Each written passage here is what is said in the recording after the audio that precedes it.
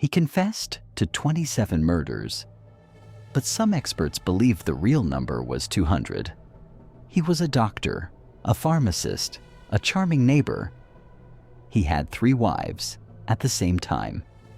And underneath his hotel, he built a basement with a dissection table.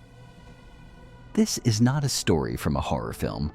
This happened in Chicago in 1893, and the man who did it, H. Holmes, created something the world had never seen before, a building designed entirely to kill. Today you will learn the real story. Not just what the history books say, but the details they left out. The rooms with no doors, the gas chambers, the acid vats, and the question that haunted people for over 100 years. Did he actually die? Welcome to Bone and Crown. I am glad you are here, but I warn you, what comes next is deeply disturbing. His real name was Herman Webster Mudgett. He was born on May 16, 1861, in a small town in New Hampshire. People who knew him as a child said one word: brilliant. He could solve problems that adults found difficult. He learned fast. He remembered everything. But something was very wrong inside him, even as a child. At school, his classmates bullied him. They discovered his fear: skeletons. So one day, they dragged him to the local doctor's office. They pushed him inside, and they forced him to touch the skeleton that hung in the corner. Herman stood there, alone, trembling, face to face with bones and death. He was terrified. But something strange happened in that moment. According to historians, after that day, Herman was never afraid again. Not of doctors, not of bones, not of death. It was as if the fear turned into something else entirely. His father was an alcoholic, cold, violent. His home was not a safe place, and researchers who studied Holmes later found a clear connection. Abuse in childhood created a mind with no empathy, no remorse. Psychologists call this psychopathy. Herman Mudgett was, from a very early age, a textbook psychopath. But he was also something rare, a charming psychopath, the most dangerous kind. Herman was brilliant enough to get into medical school. He studied at the University of Michigan, one of the best medical schools in America at the time. But he did not study medicine to save lives. He studied to learn how to end them. Quietly, scientifically, without leaving evidence. And he had a plan. He began stealing cadavers, dead bodies, from the medical school. Then he would fake insurance claims, saying these people had died in accidents. He collected the money. He was barely 20 years old, and he was already committing crimes that most people never imagine. This is something historians often do not emphasize. Holmes was a criminal before he was a killer. He spent years perfecting the art of deception. He changed his name several times. He married women, took their money, and disappeared. He lied so naturally that people around him never suspected a thing. By the time he arrived in Chicago in 1886, he was already an expert at one thing: making people trust him. He called himself Dr. H. Holmes now. The name Herman Mudgett was gone. A new man had arrived in the city. Chicago in the 1880s is a city on fire. Not literally, not yet, but with energy, ambition, and money. Thousands of people arrive every week looking for work, for opportunity, for a new life. The city is building itself faster than any city in history. And in this chaos, this beautiful, noisy, crowded chaos, a man like Holmes is invisible. Nobody asks too many questions.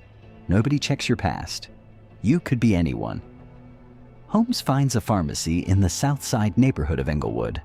The owner, a man named E.S. Holton, is sick. His wife runs the store. Holmes offers to help. He is charming, educated, and useful. Mrs. Holton trusts him completely.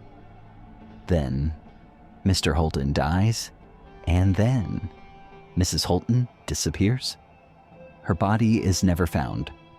Holmes buys the pharmacy at almost no cost, his first murder in Chicago, and nobody even noticed. With the pharmacy running, Holmes begins his next plan. He buys a large empty lot across the street, and he begins to build. What he builds is remarkable, 3 stories tall, an entire city block long. It has retail shops on the ground floor, apartments on the second, and a hotel on the third. From the outside, it looks like a successful, normal business. People call it the castle, but they have no idea what is inside. Holmes designs the building himself, and he is clever, diabolically clever. He hires different construction crews for different parts of the building. One crew builds the walls, another builds the basement, another builds the upper floors. No single worker ever sees the complete picture. No single worker ever understands what they are really building. Holmes fires and replaces workers constantly, sometimes without paying them. So, nobody ever talks. Because nobody knows the whole truth. And what is the truth? The truth is a building designed from the beginning to trap and kill people. Let me describe what investigators found inside later. Are you ready? On the upper floors, there are dozens of rooms. Many have no windows. Several are lined with asbestos, a material that contains heat and sound. Some rooms can only be locked from the outside. Think about that.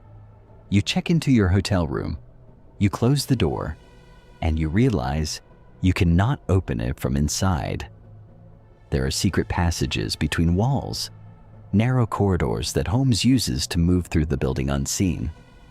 There are peepholes in every room, so Holmes can watch his guests without them knowing. There is a chute, a long slide hidden inside the wall, that drops directly from the upper floors to the basement. Bodies go down the chute. Nobody hears anything. Several rooms have gas connections. Holmes had purchased enormous quantities of gas equipment, far more than any hotel would need. The reason is simple. He could, from a control panel in his own bedroom, pump gas into any room in the building. Silently, invisibly, while the victim slept. Historical journalist John Bartlow Martin investigated the castle and found records naming the rooms. The sealed room all bricked in, the room of the 3 corpses, the asphyxiation chamber, no light, with gas connections. Nearly 40 rooms in total. This was not a hotel. This was a machine built to process human beings. But the castle does not end on the ground floor. The real horror is underground. Holmes builds a basement, large, deep, and completely private. No regular worker ever goes there, only Holmes. In the basement, investigators later find a dissection table, the kind used in medical schools, large vats filled with acid, strong enough to dissolve human bone, a kiln, an industrial oven used to cremate bodies, tanks of lime, another chemical that destroys organic tissue. This basement is Holmes's final stop for his victims. After they die in the rooms above, from gas, from strangulation, from whatever method Holmes chose, the bodies come down the chute. In the basement, Holmes strips them. He removes the flesh, he cleans the bones, and then, in one of the most disturbing details of this entire story, he sells the skeletons to medical schools, the same medical schools he once stole bodies from as a student. He charges good money for a clean, articulated skeleton, and medical schools, which always need anatomy specimens, buy them without asking questions. Holmes turns murder into a business with multiple revenue streams. He kills for money. He kills for silence. He kills for pleasure. And he sells what is left. Who were these people? History has a problem with victims of serial killers. We remember the killer's name. We forget theirs. So let us remember them now. Julia Connor. She worked for Holmes. She was intelligent, capable, and beautiful. She trusted Holmes completely. She became his mistress. When she became pregnant with his child, Holmes performed an illegal abortion, and something went wrong. Or perhaps nothing went wrong. Perhaps Holmes simply decided she knew too much. Julia and her young daughter Pearl, who was only 8 years old, both disappeared. Their bodies were never found. Minnie Williams, she came from Texas. She had inherited valuable property. Holmes charmed her, got engaged to her, convinced her to sign the property over to him. Then she disappeared. Her sister Nanny came looking for her. She disappeared too. Emily Van Tassel. She was 17 years old. She had gone to the castle looking for work. She was never seen again. Benjamin Pitzel, Holmes's business partner and friend. Holmes took out a $10,000 life insurance policy on Pitzel. Then he set him on fire. He collected the insurance money and told Pitzel's wife it was an accident. But it was not finished there. Holmes then convinced Mrs. Pitzel to let him take 3 of her children, Alice, Nellie, and Howard, on a trip. He told her they would join their father, who Holmes said was still alive in hiding. They were not. Alice and Nellie were suffocated. Their bodies were found buried in a house in Toronto, Canada. Little Howard's remains were found in a chimney in Indiana. Holmes killed children without hesitation. In 1893, Chicago hosts the World's Columbian Exposition, the most famous World's Fair in American history. 27 million visitors come to the city. They come from across America, from Europe, from everywhere. They need places to stay. Holmes is ready. He advertises his hotel as the World's Fair Hotel. It sounds perfect. Close to the fair, affordable, run by a charming doctor. Young women traveling alone, couples from out of town, workers looking for jobs.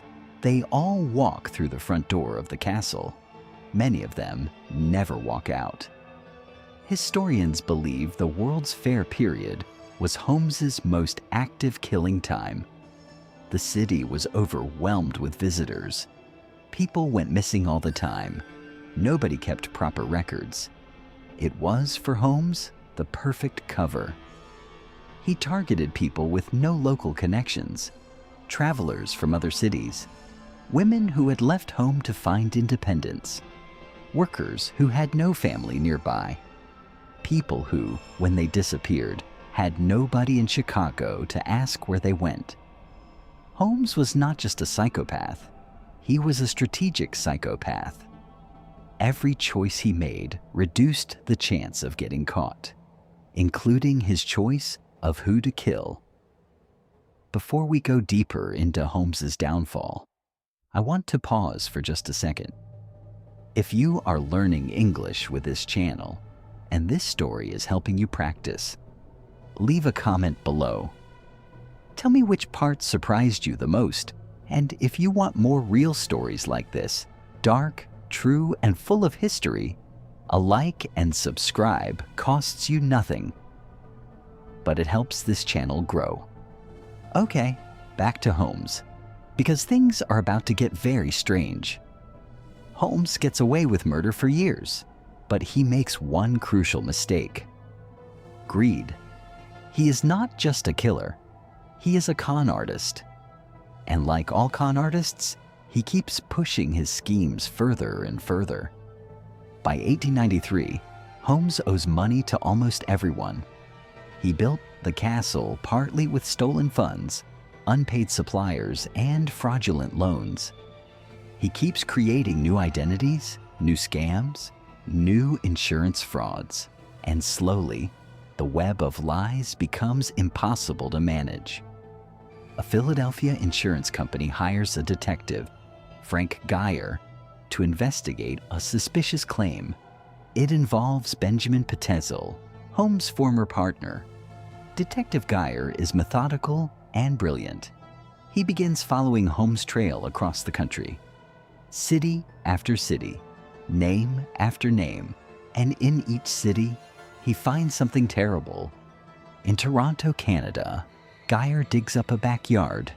He finds the bodies of Alice and Nellie Petezel, two small girls buried together. In Indianapolis, he searches a house where Holmes stayed. In the chimney, the remains of Howard Petezel, the youngest child. Holmes had murdered all three and had been writing letters to their mother the whole time, pretending the children were fine, pretending they were happy, pretending they would all be reunited soon. The horror of those letters is almost too much to process. Holmes is arrested in Boston in November 1894.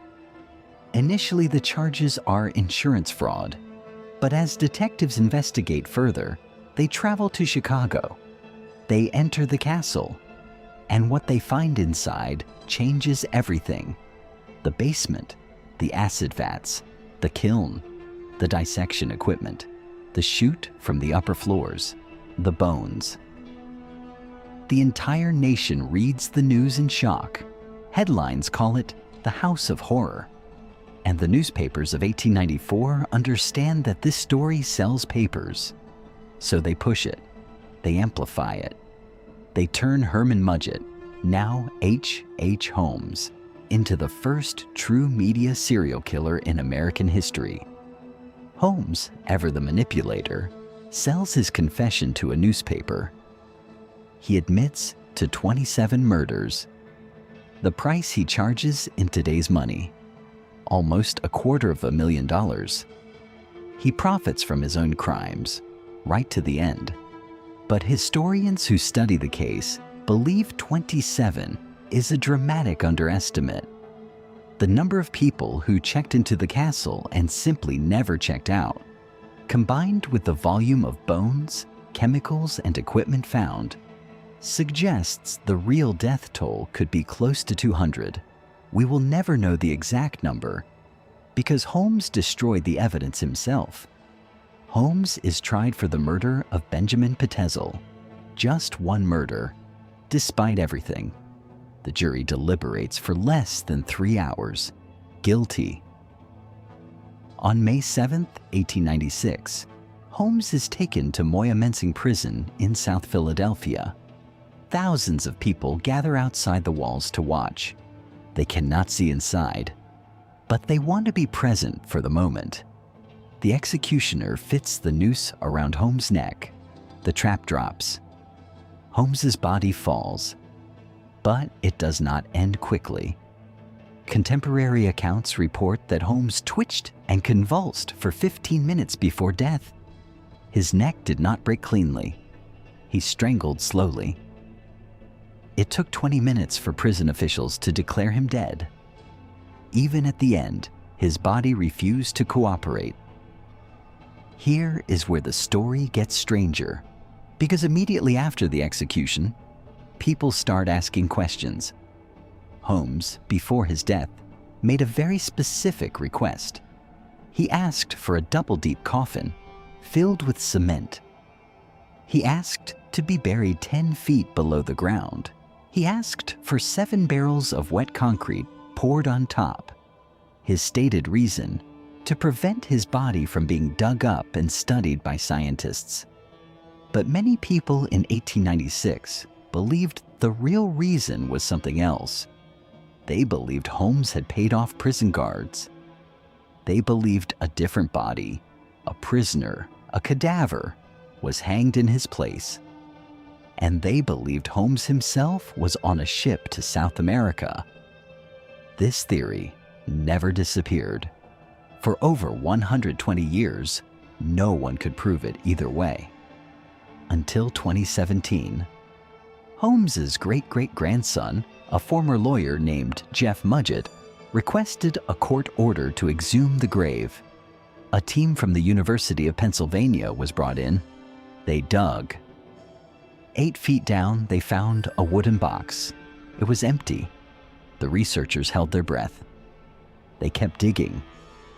And beneath the false coffin, they found a second box. Inside the second box, remains consistent with a man of Holmes' age and physical description. The DNA was tested. The teeth were compared to historical records. The verdict, published in 2017, the remains belong to H. Holmes. He was there. He always had been. Even in death, he managed to create one final mystery, one final distraction, one final trick. Here is what most videos about H. Holmes miss. His story is not just historical curiosity. It is a blueprint that criminals have followed for over a century. Holmes was a charming professional, a doctor who used his social status to access victims. Sound familiar? Ted Bundy, 80 years later, did exactly the same thing, used charm, intelligence, and a respectable appearance to lower victims' defenses. Holmes targeted isolated people, travelers, women without local connections, workers far from home. Same pattern as John Wayne Gacy, who hired young men with no stable networks. Holmes was not just America's first documented serial killer. He was the first organized killer to operate at industrial scale. He did not just kill. He designed a system that modern killers have studied, consciously or unconsciously, ever since. The FBI's Behavioral Science Unit developed many of its profiling techniques by looking at cases like Holmes. Understanding Holmes helped investigators catch people who came after him. That is both terrifying and deeply important. Before we close today, I want to leave you with one question. Investigators confirmed that Holmes killed at least 9 people with enough physical evidence to document. He confessed to 27. But the bones in the basement, the acid vats, the volume of chemicals purchased, the number of people who checked into the hotel and were never seen again, all of it points to something much larger. The building burned down in 1895, shortly before Holmes's trial. Nobody was ever charged with setting the fire. The true number of Holmes' victims died with the building. We may never know. And that uncertainty, that open wound in history, is perhaps the most disturbing thing of all. Before you go, this is your favorite part of every episode. Today, you learned all 5 powerful English words. Let us review them now. The first word is psychopath. A psychopath is a person who has no empathy, no ability to feel what other people feel. Holmes was a psychopath. He watched people suffer and felt nothing. In a sentence, forensic experts described Holmes as a calculating psychopath. The second word is lure. To lure someone means to attract them into a dangerous situation using something appealing. Holmes would lure victims with job offers, love, and the promise of a safe hotel room. In a sentence, he used charm and false promises to lure women into the castle. The third word is concealment. Concealment means hiding something, keeping it secret from others. The entire design of the castle was built for concealment. In a sentence, the trapdoors and secret passages were used for the concealment of bodies. The fourth word is exhume. To exhume means to dig up a body that has already been buried. In 2017, scientists exhumed Holmes' grave to find out if he had really been executed. In a sentence, A court ordered the exhumation of his remains after 121 years.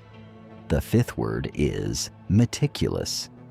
Meticulous means doing something with extreme care and attention to every detail. Holmes was meticulous in his planning. Every room, every trap, every victim was carefully chosen. In a sentence, his meticulous preparation made him almost impossible to catch. Psychopath, lure, concealment, exhume, meticulous. 5 words that now live inside a story you will never forget. That is the best way to learn language, not from a textbook, from history. Dark, real, unforgettable history. Herman Webster Mudgett, the man who became H. Holmes, was executed on May 7th, 1896. But the questions he left behind never fully died. How many people walked into the castle and never came home? How many families waited for a letter that never arrived? How many names were lost forever in the acid and the fire? We do not know. And maybe that is exactly what Holmes intended. Thank you for watching. If this story stayed with you, share it with someone who loves history. And come back next week, because the next story is even darker.